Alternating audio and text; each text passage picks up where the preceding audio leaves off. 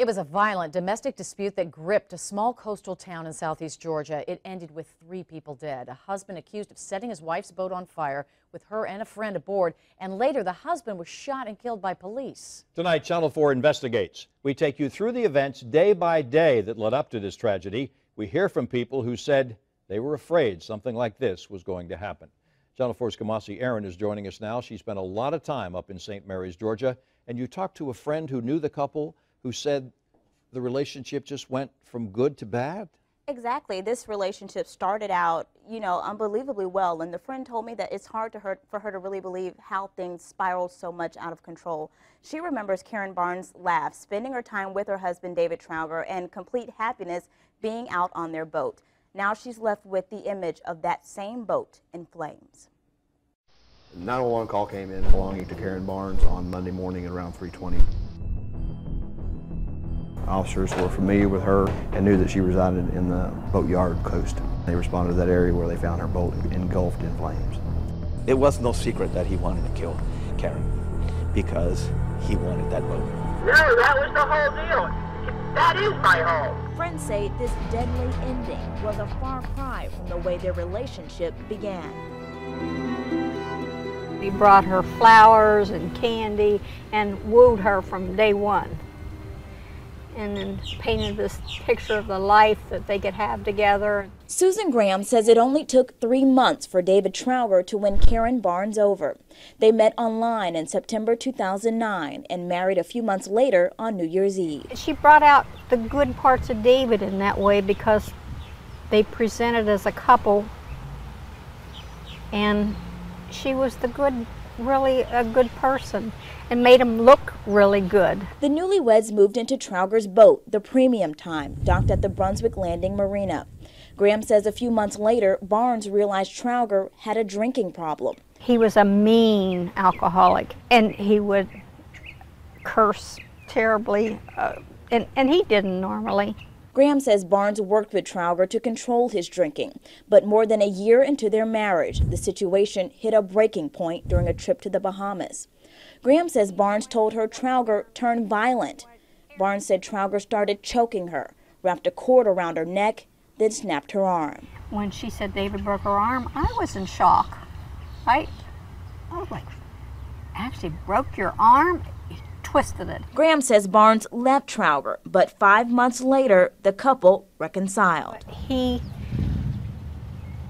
begged her to come back, and he demonstrated that he would make an effort and was willing to make an effort. Trauger also put his cherished boat, the Premium Time, in Barnes' name. It was a 37-foot Great Harbor yacht.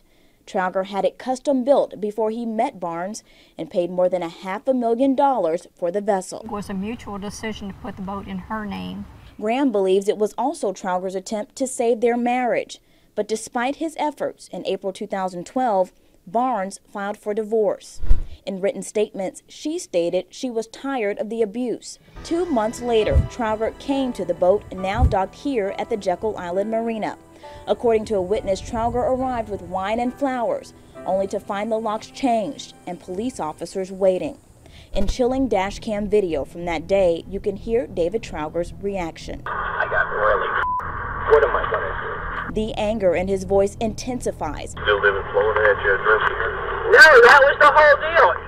That is my home. That's just a mailing address.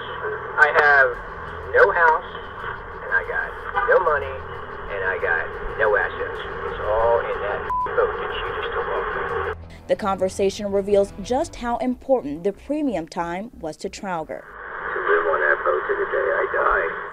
Witnesses say that day, everything changed. When they escorted him off the boat, as he was leaving, he says, this is my boat, and I will kill you guys. Those words sent Barnes into hiding. She docked the boat nearly 50 miles south at the St. Mary's boatyard.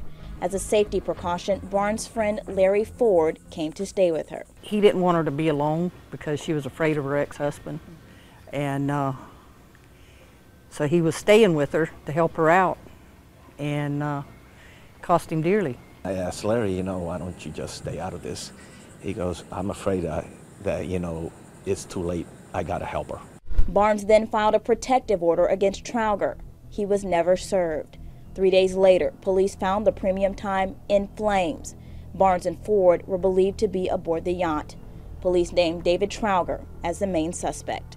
Oh, if you'd asked me if he was capable of murder, I would have laughed in your face and said, no, that's ridiculous. I know him well enough to know he's not a murderer. Well, I guess I didn't know him that well. After a manhunt, police found Trauger outside his Kingsland apartment. Detectives say he fired a gun at officers. They returned fire, killing him. Now Graham is left to wonder how a union with so much promise spiraled out of control.